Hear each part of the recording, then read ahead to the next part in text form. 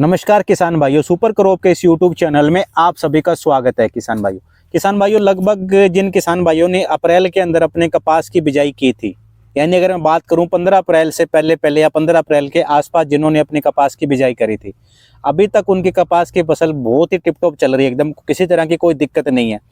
टिंडे भी अच्छे लगे हुए हैं, सब कुछ अच्छा लगा हुआ है किसान भाइयों। पर एक समस्या जो अभी आपको आने वाले समय में तंग कर सकती है किसान भाइयों, वो है आपकी टिंडा गलन की समस्या। किसान भाइयों, ये समस्या गुलाबी सुंडी से भी भारी समस्या है किसान भाइयों। इसको आपको बिल्कुल भी लाइट नहीं लेना, क्योंकि किसान भाइयों पिछले साल की अगर मैं बात करूं तो हमारी जो कपास थी बहुत अच्छी चली, टिंडे बड़े भर भर के लगे हुए थे। हमने आज तक जिस भी किसान से आप पूछते थे पिछले साल भी इतने टिंडे मैंने आज तक नहीं देखा।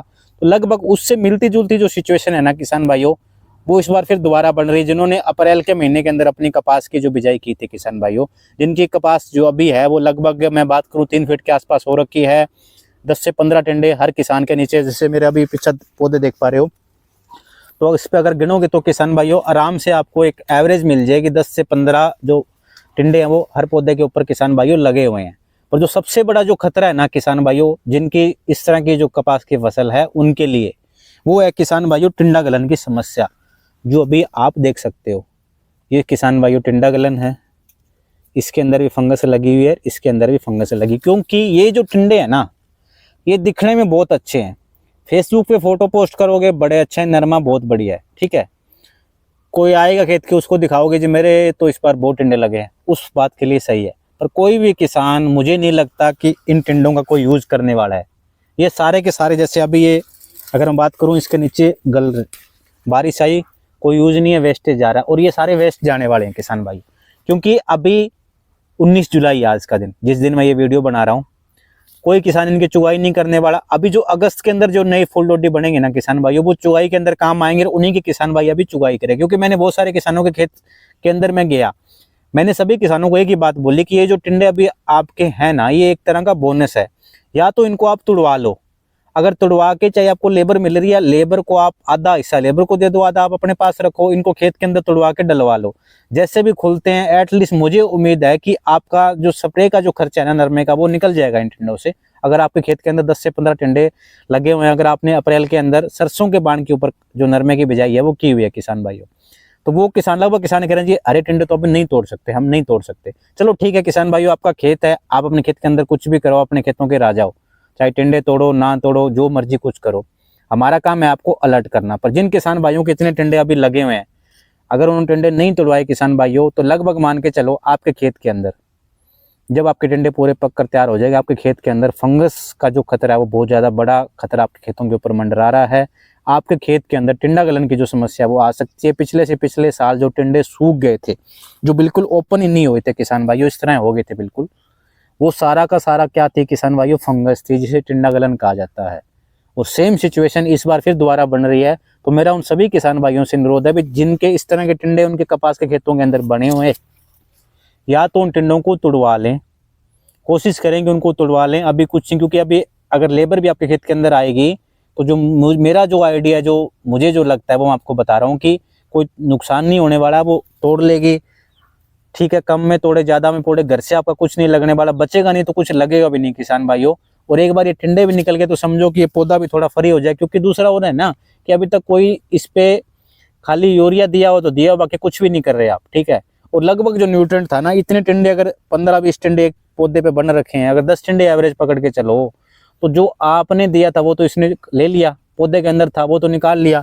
अब यहाँ से जो इधर से इसके ऊपर पकड़ लो, यहाँ से जो जुलाई के अंदर जो ऊपर बनना अगस्त में बनेगा, वो न्यूट्रिएंट कहाँ से लेके आएगा? आपने तो कुछ दे ही नहीं रहे, आपने सब बंद कर दिया। तो क्या आपको लगता है उनके अंदर वजन बनेगा? या खाली ऐसे वो फेसबुक पे फोटो डालने के लिए भी मेरे नरमे के अंदर टिंडे बहुत हैं, नरमा बहुत अच्छा है, जब चुगाई बोले मारे तो हुआ ही नहीं।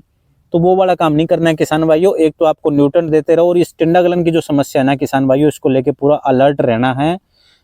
जो मेरा जो दिमाग कह रहा है ना, वो ये कह रहा है किसान भाइयों कि इस बार फिर पिछले साल जो आपके साथ हुआ था, अभी टिंडे आपके ऐसे सूख गए थे, खुले नहीं थे, वो समस्या इस बार हो सकती है। टिंडा गलन है किसान भाइयों, ये जो आपको दिख रही है ये सुंडी नहीं है। आपको टिंडा गलन और सुंडी के बीच में डिफरेंस करना पड़ेगा। जहाँ सुंडी होगी ना उस तरह की फंगस नहीं लगती, वो टिंडा पूरा खुलता है। और जिस तरह लॉक हो जाता है ना, टिंडा हार्ड हो जाता है, वो टिंडा गलन की समस्या है किसान भाइयों। तो आपको अलर्ट रहना है, ज़्यादा खुशी नहीं बनानी। और फेसबुक फोटो पोस्ट करनी है तो करो, पर ज़्यादा फोकस इस पे करो कि ये टिंडे लगे हुए या तो मैं इनको काम में लेना है।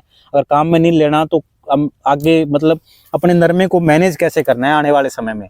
नहीं तो क्या होगा, जो पिछली वीडियो में आपने देखा कि पैराबेल्ट की समस्या के बारे में बताया, वो इसी वजह से आ रही है क्योंकि इसको दे ही नहीं रखा आपने कुछ।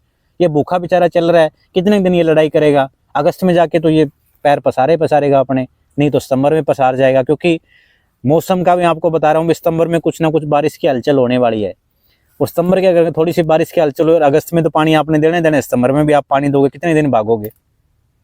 पानी तो आप दोगे, पानी दोगे तो खेत के अंदर पानी भरेगा, पीछे चलो पौधे आपके बच जाएंगे क्योंकि पानी आगे से चलता है। आगे वाली में तो आधा घंटा तो खड़े रहता होगा खेत के अंदर। अगर इसको न्यूट्रन नहीं दिया होगा, अगर थोड़ी देर के लिए भी पौधे का और नीचे की जड़ का अगर आपस में संपर्क टूटा तो बिल्टिंग की समस्या तो है ही। और ये समस्या बहुत बड़ी है क्योंकि ये टिंडे पड़े पड़े नीचे, इनमें फंगस ही लगनी है।